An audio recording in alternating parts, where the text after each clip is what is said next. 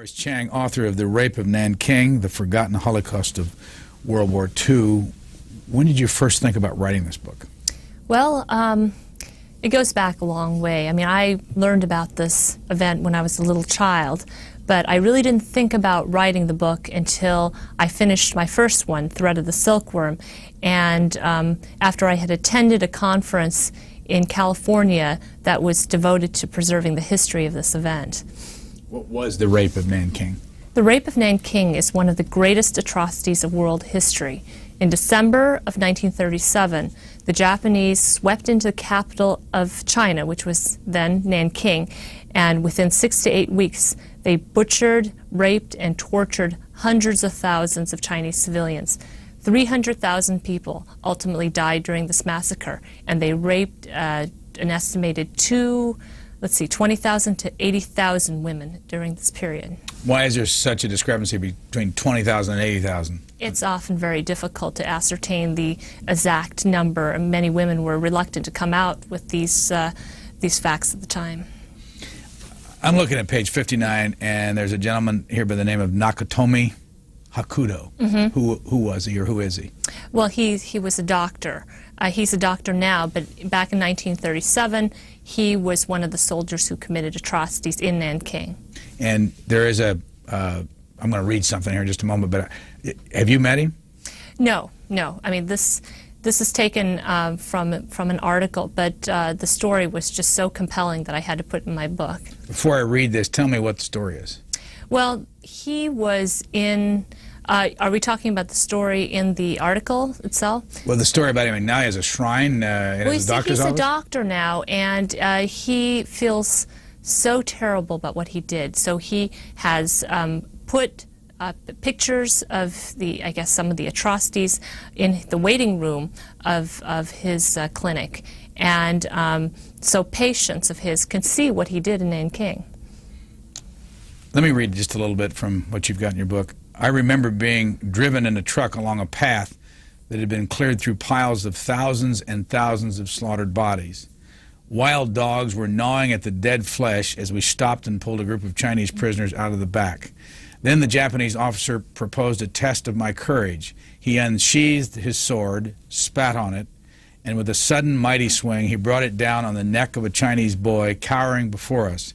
The head was cut clean off and tumbled away on the group as the body slumped forward, blood spurting in two great gushing fountains from the neck. The officer suggested I take the head home as a souvenir. I remember smiling proudly as I took his sword and began killing people. Why did you obviously this bothered you. Why did you put this in there? I wanted to show people that the Japanese soldiers were inculcated to commit violence. This is not a story that was an isolated incident. I mean, this was happening throughout Nanking, and they massacred people all the way up to the capital, and they even held killing contests in order to desensitize the Japanese soldiers from feeling reluctant in committing these atrocities. Got a picture here of corpses along the Yangtze River. Right here, the big one. Where did you find this picture? This picture, that one came from, that's Moriyasu, yeah, that's a Japanese correspondent who took that picture. That was reprinted in several other publications.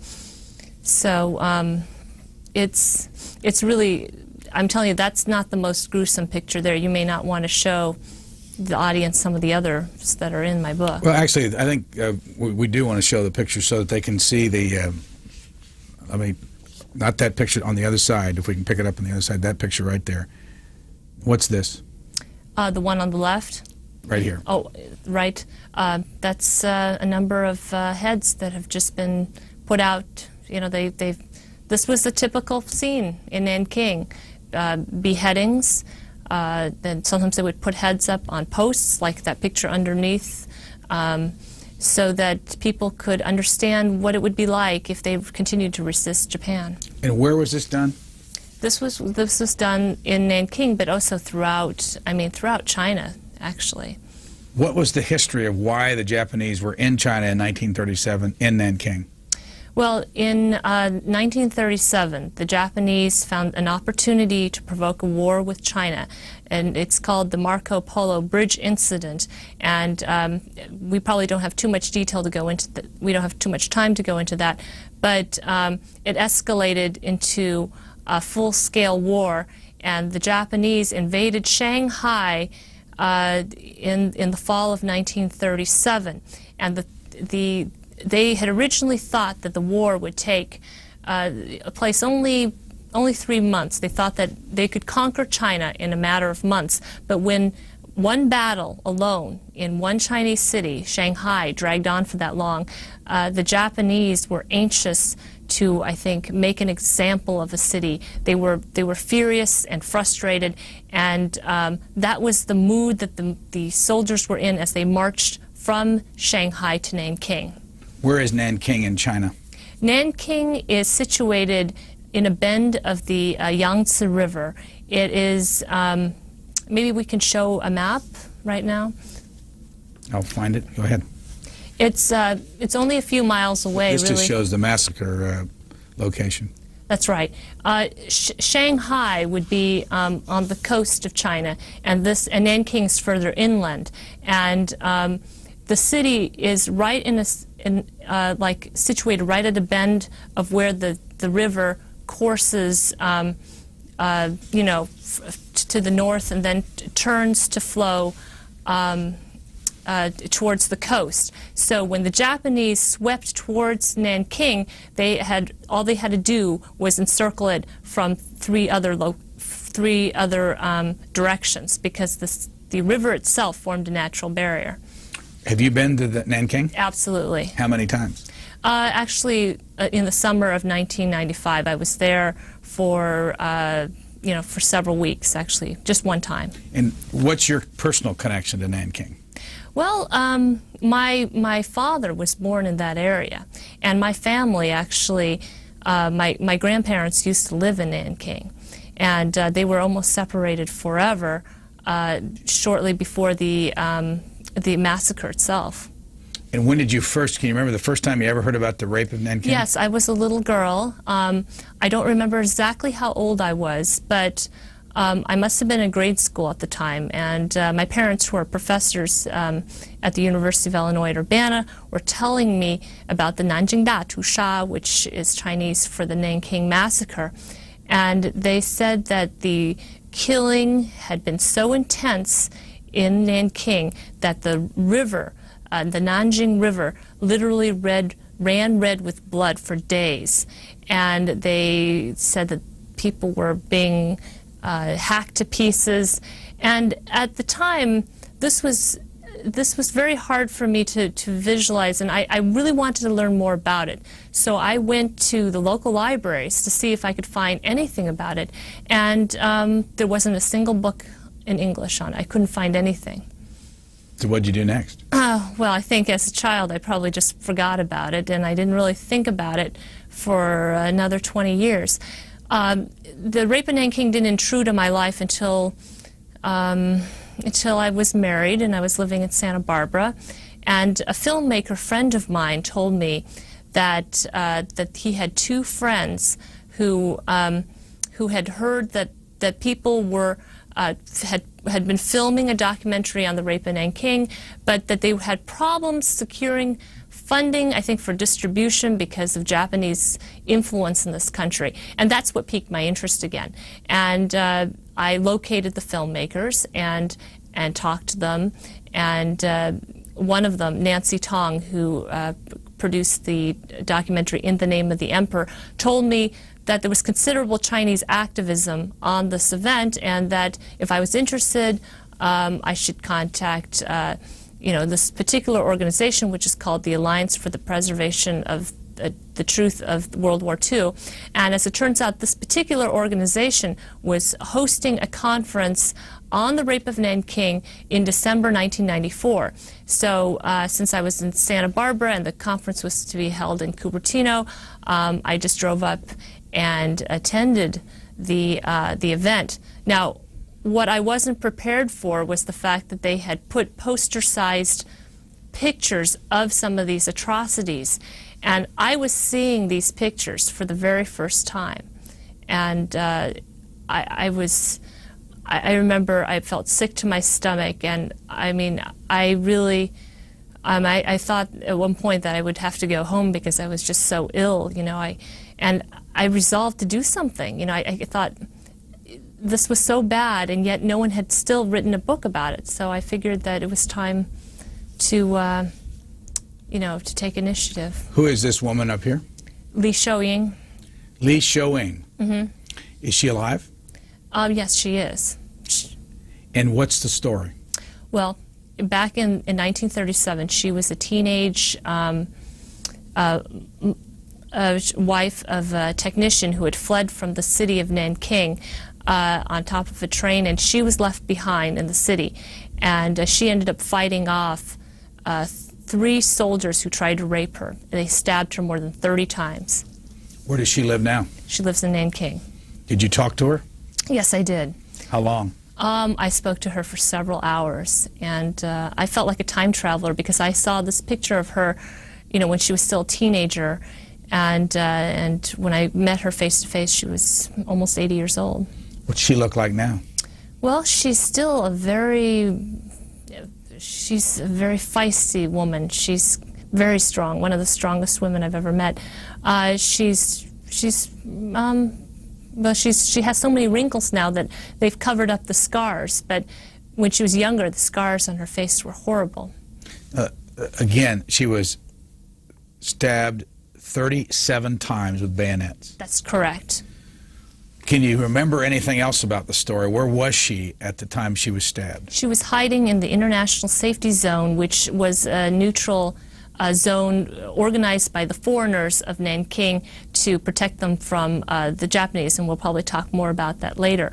But at the time, a soldier had his eye on her when he went down into the basement where she was hiding, and he tried to rape her, but she resolved to fight to the death to prevent from being raped. So luckily she was bigger than he was, so that when he lunged, I guess when he came for her, she like ripped his bayonet from its sheath, and she threw, I guess, her back against the wall, and she just started grappling with him. And she ended up using him as a human shield against the 2 other soldiers who were trying to stab her and protect, you know, him, but she was using him as a shield to prevent from getting slashed up. How did she survive? Well, she survived just barely. One bayonet stabbed her right in the stomach, and she eventually lost her baby. But she fainted, and she was almost buried alive by her family, who didn't realize that she was still alive. But someone noticed the bubbles of blood frothing from her mouth, and they rushed her to the hospital, where the American doctor, Robert Wilson, saved her life. Now, she's now 80-some years old. When you talked to her, how many times did somebody ask her about this over the years? Oh, I think other reporters had talked with her. I'm not really sure. You talk about your dad being born near there. What about your grandparents? Well, my mother's parents were in Nanking in 1937. My grandfather actually was in the city as the Japanese were bombing it, and there's just an incredible story of how they were almost separated forever during the chaos that followed the mass evacuations. What happened after that? I mean, I know this. I read the story, but tell us more about it. Okay. You see, when the fighting in Shanghai escalated, it just became clear to my grandfather that his wife, who was then a young woman in her 20s, wasn't really safe. He didn't want her to be in the city where the Japanese were bombarding hospitals and schools. And so he sent her to her home village, which was near the city of Yixing. And when he went back to visit her in the village, but then when he journeyed back to Nanking, he didn't realize that the entire capital was moving inland, and that his particular unit was just, they were leaving. They were going to leave town, and he had to get word to my grandmother to join him in another city so that they could leave that whole region. And they were to meet in Wuhu because I think some of the railroad tracks to Nanking had already been bombed. And so as he waited for her, you know, she didn't show up. He waited for 4 days, and he didn't know that it was just taking a long time because the railroads had been bombed out, and everyone was trying to get on a sampan to get out of there. And so he waited and waited, and eventually it got to be, it got to the point where he really had to make a choice. He would either leave the city and leave Wuhu and maybe never see his wife again, or he could wait for his wife and his daughter and then meet up with them, but miss the boat out of the region, knowing that that area would be overrun by Japanese soldiers. And he was so desperate, right when he turned to leave, he screamed out her name. Yi Pei, just screamed it out. And in one last sampan, it happened that my grandmother was in there, and she stuck her head out and yelled back. And it was because of that fateful cry that they were reunited. Otherwise, otherwise my mother would have never been born. They probably would have never seen each other again. When did they leave China? They didn't leave China until shortly before the 1949 Communist Revolution. So that would have been sometime in the 1940s. Are they alive? Unfortunately, both have passed away. My grandfather lived up to be 94 years old, and he passed away in 1993, and my grandmother died this last summer. It's very unfortunate she didn't get to see the publication of this book. And did you talk to both of them about the material in this book? Yes, actually my grandfather, because he was a poet and a journalist and a book author, he had written about some of this in his autobiography, but I did have a chance to interview my grandmother as well, and she provided some more details before she died. And where did you grow up? I grew up in Champaign-Urbana, Illinois, which is where my parents were professors. How long did you live there? For almost exactly 20 years. I moved there when I was, my father was offered a position when I guess I was about 1. I went to school there, went to the university, and left, I think, at age 21. And are they still there? Yes, they are. And where did you move after you left Champaign? Well, Urbana. I worked briefly as a reporter for the Chicago Tribune and the Associated Press in Chicago. And then I went to the Johns Hopkins University Writing Seminars program, where I received my master's degree. Then I got married and moved out to California, where my husband was working. And where do you live now? I live in Sunnyvale, California, which is the heart of Silicon Valley. You say in the book that the Japanese have never apologized for this. That's correct. Never officially apologized. Why? Well, I think because there's really no reason for them to do so unless they were pressured to do so. And why hasn't somebody pressured them to do so? I mean, you compare it a lot with what the Germans have done. Well, I think maybe demographics has something to do with it. I mean, some of this activism behind the event is fairly new, but I would say the Cold War has a large role in the silence of the Japanese and the Chinese and the Americans on this issue. After the Communist Revolution, neither, I think, the PRC nor the ROC really wanted to pressure Japan to pay reparations and to apologize, because both of them needed Japan as an ally against each other.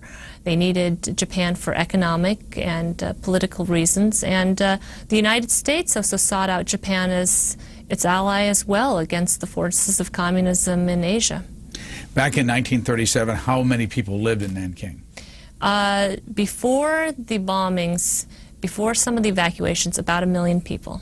And what was the relationship between China and Japan back then? What was going on in the world, and what was their relationship?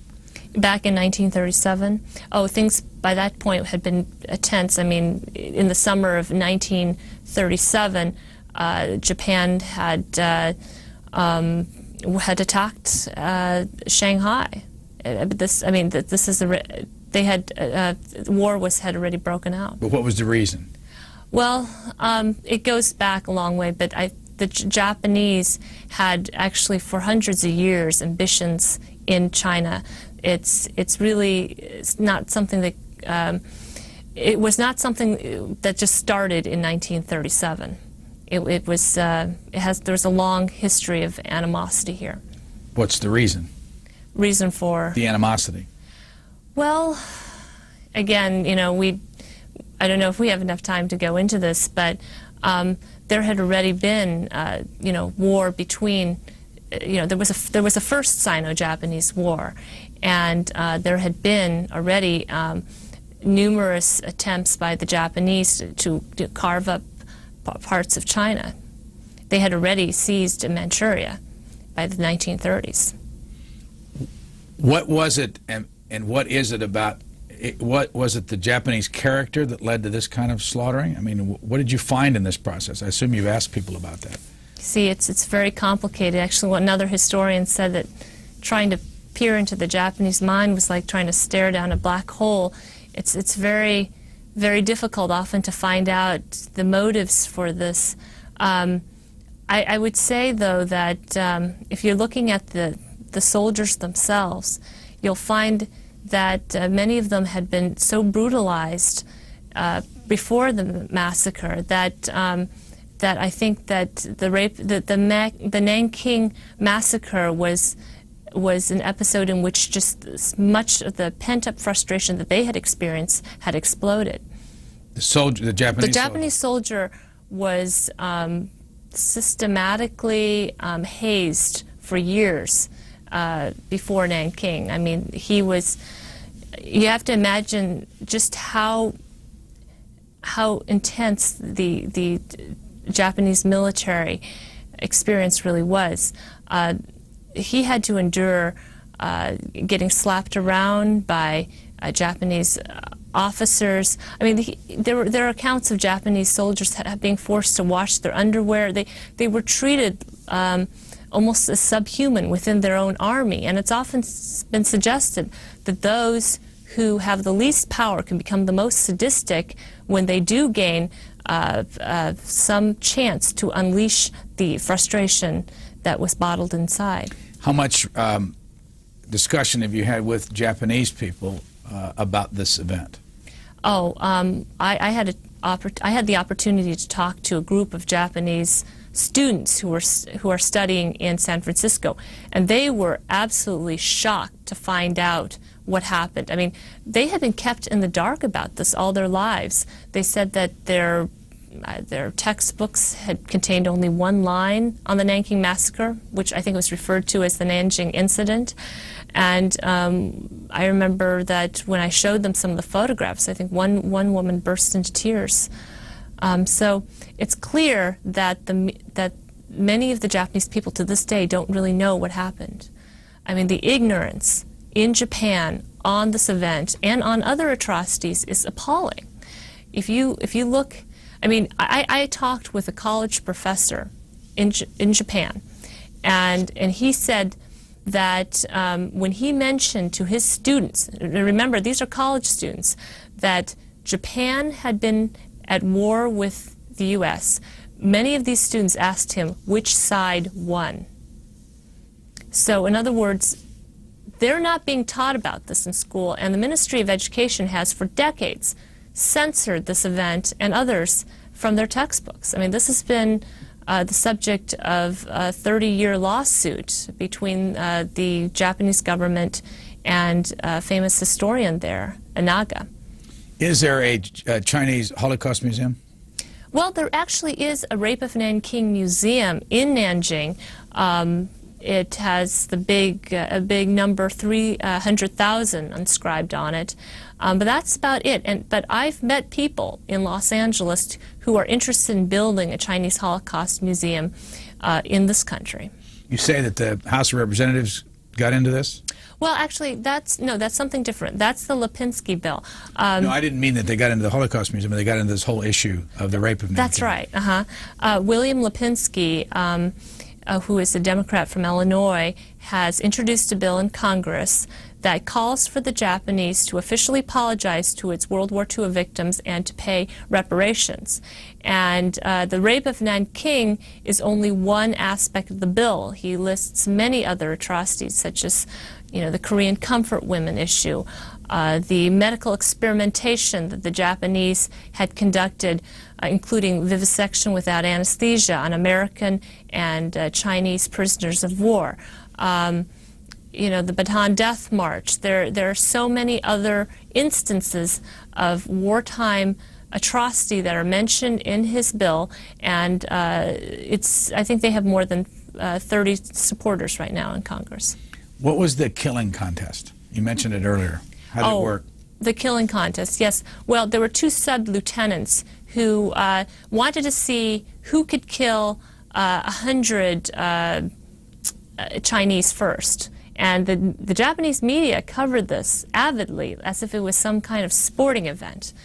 And when they reached the 100 mark, I guess they had lost counts. They figured, okay, let's just up this to 150. You've got the actual newspaper article? That's right. That's right. And you can see over here the numbers 105 and 106. What's that?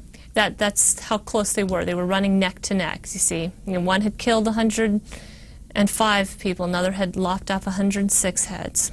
And that was actually published in the Japanese newspaper? That's right. So this was clearly something the Japanese people knew about at the time.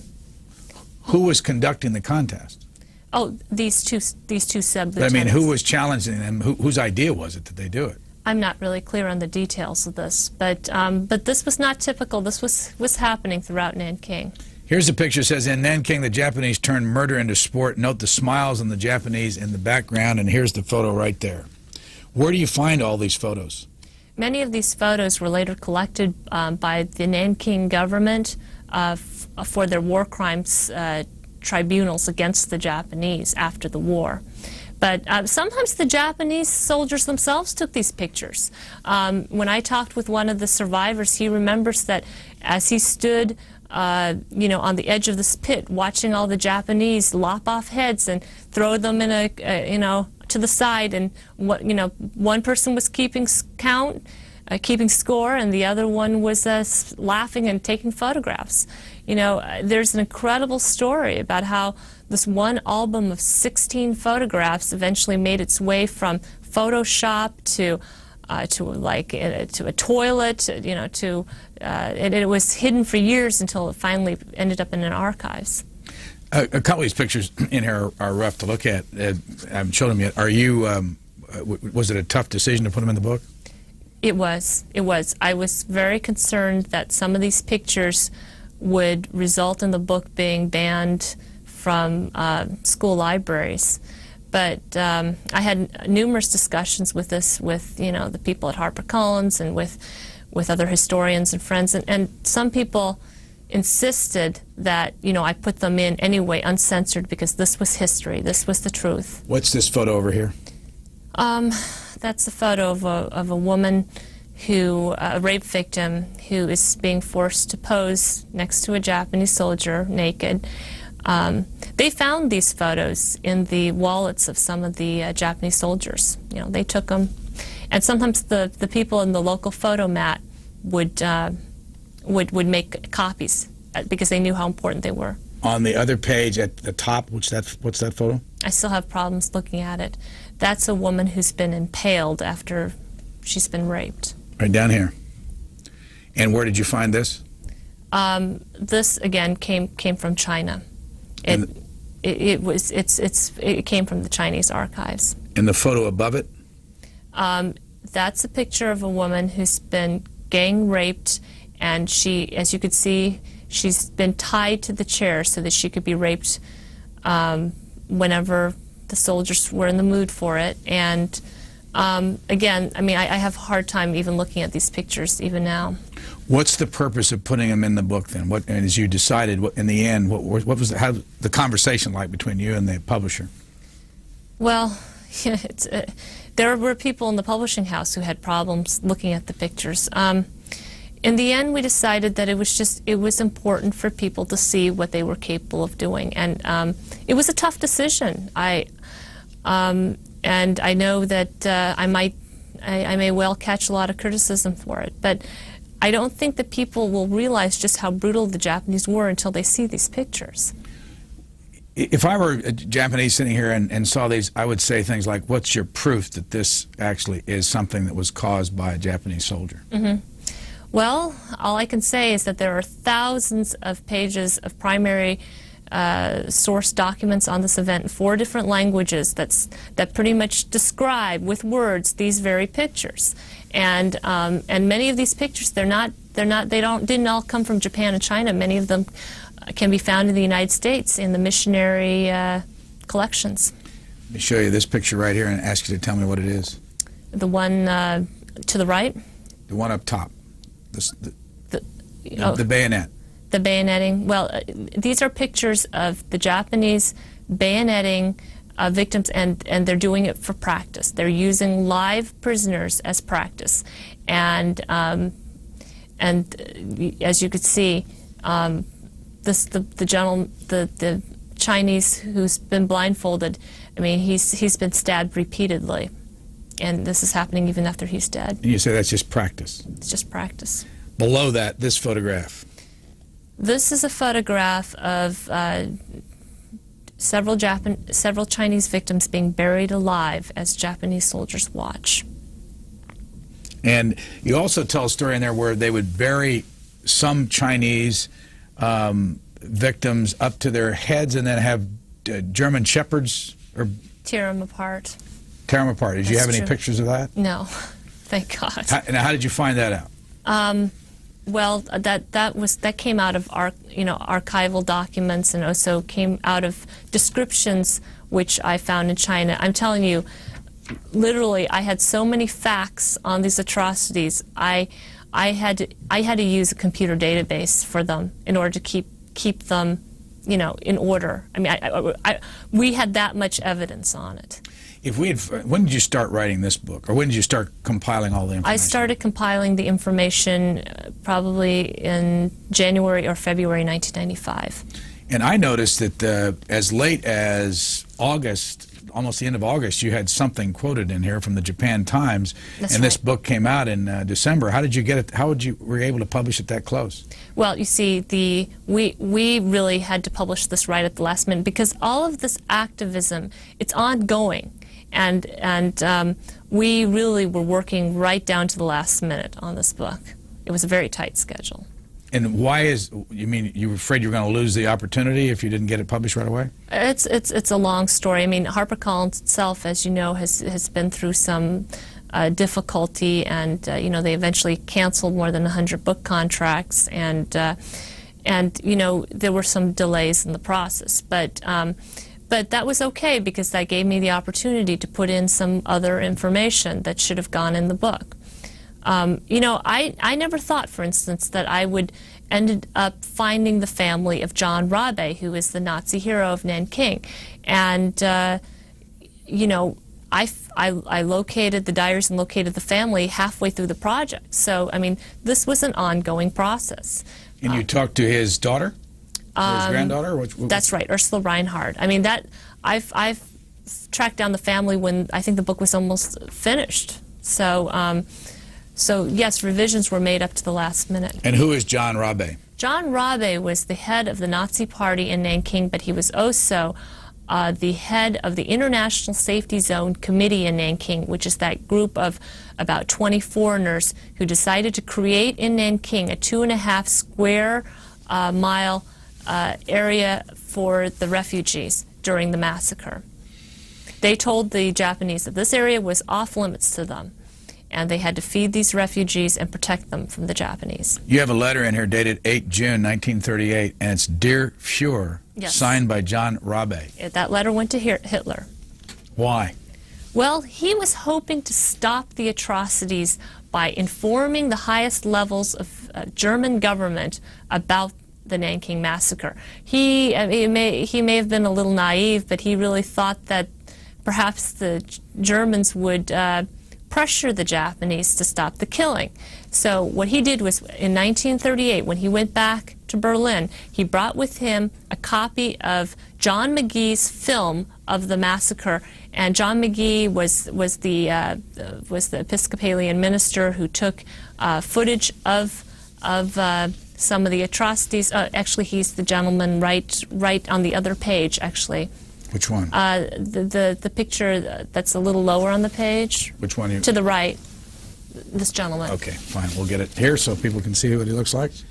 Yep. He shot scenes from the Nanking hospital, and it was this film that was reproduced and in Shanghai. It was smuggled out of Nanking, and they made several copies. John Rabe took one of these copies. He also kept diaries of the massacre. He brought those along with him to Berlin, and he sent a copy of the film to Hitler, and he was hoping to make some kind of, I guess, change in German policy towards Japan. But the net result of sending the film was a visit from the Gestapo, and they came to his home, arrested him, interrogated him for hours, and eventually they forced him to promise them that he would never speak about the atrocities again. Where is that film? That's a good question. We are trying to, well, John McGee's film is available in the United States. I mean, several copies were made, so they're in different archives in different homes. But John Rabe's copy, we don't know where it is because people have searched the German archives and they can't find it. So to this day, they're not sure if Hitler has really seen it, but the family's convinced that he did. If you saw the John McGee film, what would you see? Do you see the atrocities? You would see people being led away by the Japanese soldiers. You have to remember he couldn't just, stick the camera up, right in front of their faces. This had to be done secretly. So you could see some footage that is filmed through, like maybe a crack in the door or a crack in the window, and you would see crowds of Chinese being taken away. And the most gripping images come from the hospital, where there were victims who had escaped being burned alive, people who had been slashed with bayonets. There's one picture where one woman's head is just about to fall off. It's really very grotesque. Azuma Shiro, or Shiro Azuma, depending on how you pronounce it, is who? Shiro Azuma is a Japanese veteran of the rape of Nanking, and he's still he's still alive, and he's in Japan right now. And you corresponded with him? That's correct. How did that work? How did you find him? Well, I had to track him down, and I think a journalist, Ian Baruma, actually was the one who gave me his address. And I wrote a letter to him. I had it translated into Japanese, and he responded almost immediately. And I had the letter translated back into English. He sent me a copy of his diaries, and he also answered every question that I had posed to him. See, I was trying to understand the state of mind that he was in at the time. What did you learn from him? What I learned was that the Japanese soldier really had to see the Chinese as subhuman before they could kill them. I mean, he depicted the Chinese in his diary as, as like animals or as insects.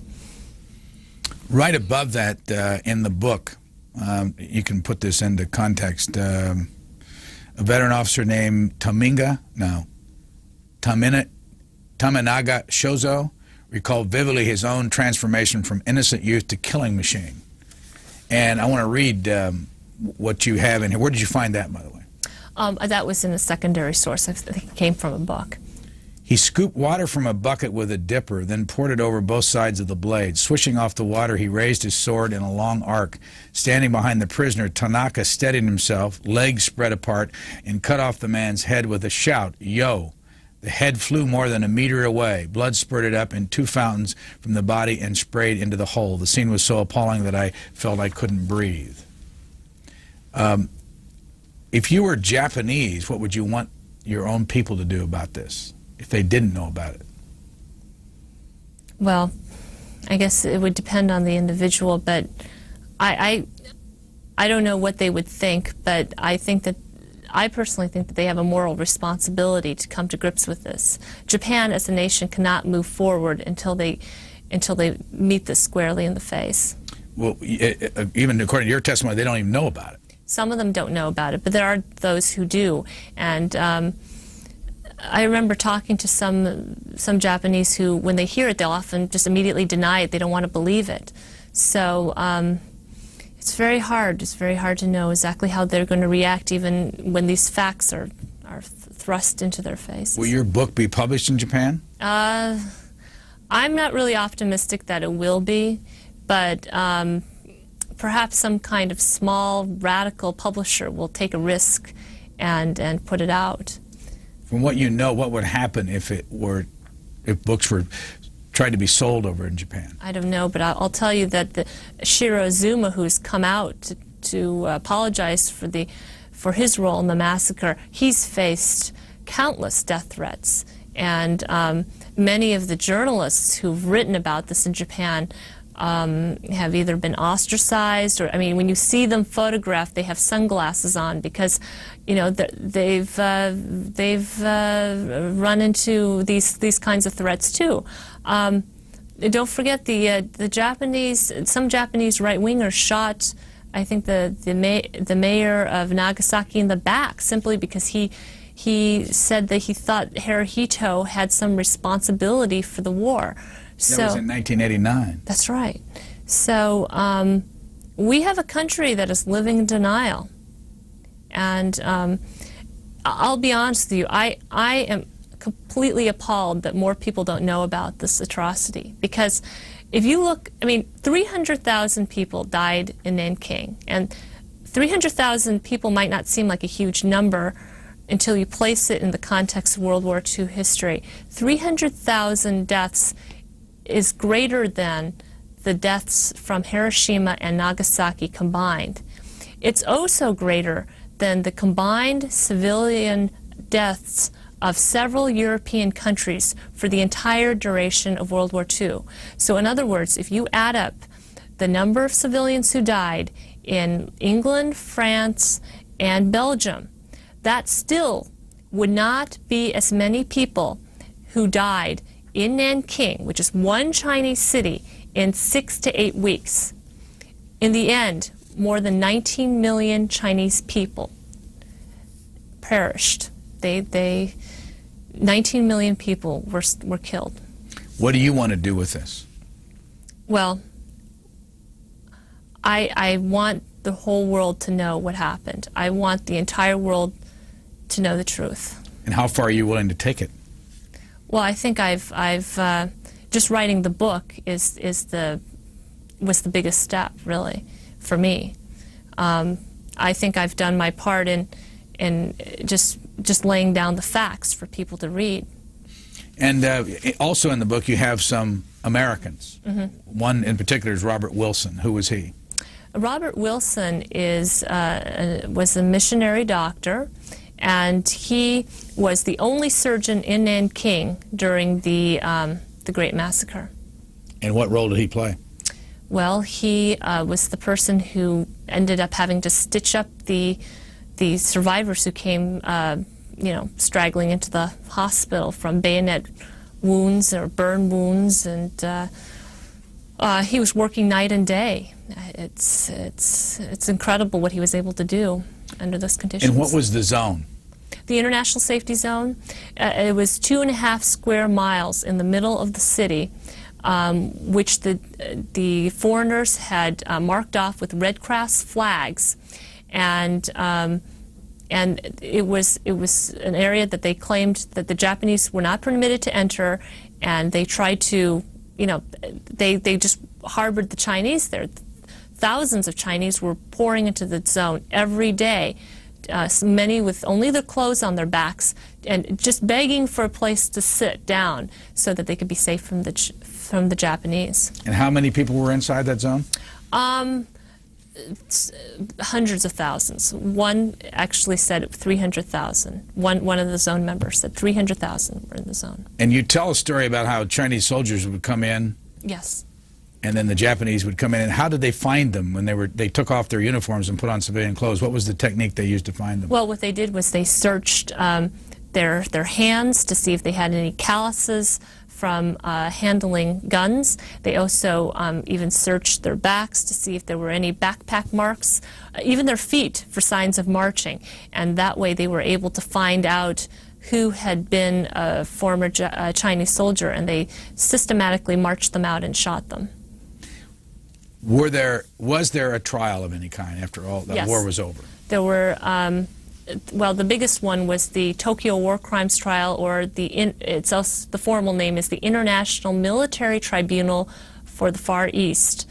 And that was held in Japan, and it resulted in some of the Class A war criminals being hanged by the end of it. Was that everything that happened in World War II happened at this trial? I mean, did it cover everything? Yes, it was covering. They were trying to cover everything, but they also had a local trial too for Nanking. There was a Nanking tribunal as well. And how long did that go on? It went on for several months. It was mainly, these were held immediately after the war. And that was held in Nanking? Yes, of course the International Tribunal for the Far East lasted considerably longer. I mean, went on for years. How much publicity was there for this event, either in Japan or in Nanking? Although there was considerable publicity for the Tokyo War Crimes Trial. I think it was the longest war crimes trial in history, and they had, hundreds of reporters there. In Nanking, it was well publicized, I'm sure, throughout China. You tell a story in the beginning of the book about Commodore Matthew Perry and how the Americans opened up Japan to the outside world. How did that work? Oh, well, what Perry decided to do when the Japanese ignored requests from the American government to open up their ports to trade, he marched up into, he studied Japanese history carefully, and then he decided that the best way to deal with them was to shock them into submission. And so he kind of just he just went right up with, to one of the ports, and he strode into the capital with some very aggressive-looking men, and it terrified the Japanese at the time. I mean, this was the first time they had ever even seen steam power. One historian said it would be, to really understand the pressure the Japanese were under, it would be like an announcement maybe on CNN that we have some weird-looking aircraft headed towards Earth. That was how shocked they were at the time. And this was in July of 1853. Yes. Was that the first time Japan had ever seen an American? Probably the first time many of them had ever seen an American. What happened to the country after that? Well, then they decided to modernize, and they decided that they would appease the barbarians, but they would try to learn from them, because it was obvious that they were lagging in technology. They had to learn to build up their military. What happened next to the country? Well, the country did precisely that, and there was the Meiji Restoration, and the entire country became very nationalistic, and in the end they built up a very strong military, and they began to get some of the respect that they had craved, actually, from the West. Does the rape of Nanking, or the massacre at Nanking, have any impact on the relationship today between China and Japan? Did you talk to folks about that when you went over there? Well, it's actually very interesting that you asked me that, because many of the PRC officials that I've met, they're sympathetic to the history of the rape of Nanking. I mean, many of them may have had relatives who died during the Sino-Japanese War, but at the same time, I think they are reluctant to endanger their trade relations with Japan, and also the political and diplomatic relations. So the PRC has actually, as I think I may have mentioned before, has expelled activists who have tried to promote this event, actually promote the history of the rape of Nanking. In the back of your book, in the epilogue, you say there's a number of lessons for all this, but this is one I wanted to ask you about. Another lesson to be gleaned from Nanking is the role of power in genocide. Those who have studied the patterns of large-scale killings throughout history have noted that the sheer concentration of power in government is lethal, that only a sense of absolute unchecked power can make atrocities like the rape of Nanking possible. What would you say then about today's Chinese concentration of power in that government? Well, I think it's a dangerous situation because we still, I mean, the PRC, to this day, it's still a totalitarian regime. And it's, you know, if you have these kinds of conditions in place, an atrocity like the rape of Nanking can happen again. What did they think when you went to China in 1995? Did the officials know what you were doing there? In 1995? No, they didn't. And actually, I was a little concerned when I went back because I had just written the book, The Thread of the Silkworm, which is an unauthorized biography of the father of the Red Chinese Missile Program. So and I knew that plenty of people had been kicked out of China for promoting the history of the rape of Nanking. So I figured that there was a good chance that I myself would be interrogated and expelled from the country. Did they know who you were? The people in Nanking didn't. All they knew was that I was a scholar who was out there seeking information. And you said you're married? Yes. You have children? Not yet. And what does your husband do? He's an electrical engineer, and he works in Silicon Valley. And he's been incredibly supportive of this project and supportive of my career. And you said that you live in Sunnyvale, which is right in Silicon Valley. That's correct. And it seemed like there was somebody in this book that is living in Sunnyvale. Was it somebody that had been involved in this? It so turned out that there was a paramedic you know, in Nanking who now lives in Sunnyvale. I mean, this is somebody who, when he was living in Nanking back in 1937, I mean, he was a little boy, and but he had volunteered to help the Chinese army. He was working as a paramedic at the time. Sheer coincidence. In the book, you talk about, in the beginning of the rape of Nanking, an incident that 57,000 people were killed? Oh yes, that must be the Mufu Mountain massacre. That's correct. And what was that? Well, what they had done was they had kept these tens of thousands of civilians in these camps, and then eventually, after keeping them dehydrated and starved, they just went out and just started machine gunning them, killing them. Was that the most that ever died at one time? I think it may have been. What's your sense of what would lead a human being to do this kind of thing? I think that people are much more capable of committing these atrocities than we would think. And I think that if you're conditioned to believe that what you're doing is the right thing, if the act of murder becomes like a holy one, then it would be easy, I think, to convince people that not only what you're doing is wrong, but that it's sanctioned by God, and that it's the only right thing you can do. Have you talked at all about what happened in Rwanda? There actually, in this book, it mentions Rwanda just briefly, but I would say when I was looking at the news accounts, you know, I felt like I was reviewing my old archival documents again.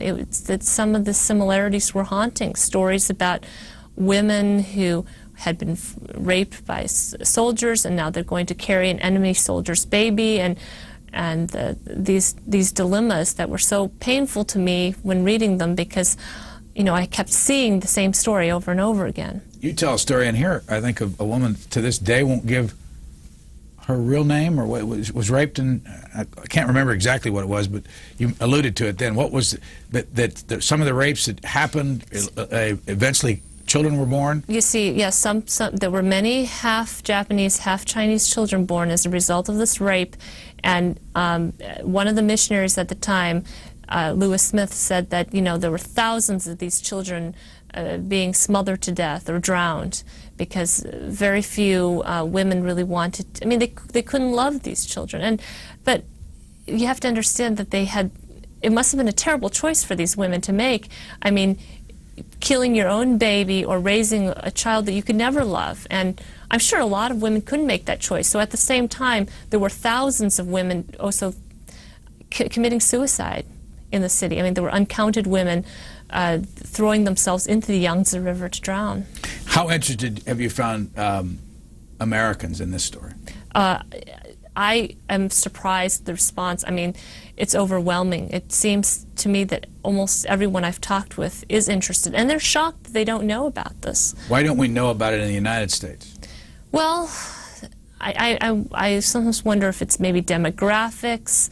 You know, it's really stunning to me that I really don't know the answer to that question. I mean, I hope it was just lack of interest. Maybe there weren't enough Chinese and Japanese experts, you know, immediately after the war. But, you know, the United States government itself was engaged in you know, in a conspiracy with the Japanese to cover up some of their own, you know, some of their own dealings. So there are many political reasons why something like this wouldn't be told. What was that moment in here that you talked about when FDR had... That's correct. How That's much? right. 30 seconds of film or 30 minutes of film take? What was Maybe that, 30 feet of film. 30 feet of film, right. See, yes, well, as you know, the Japanese had bombed the USS Panay, and some Americans had died as a result of this bombing. And the Japanese later on tried to excuse the bombing by saying, well, it was a cloudy day, or we couldn't really see clearly that this was an American ship.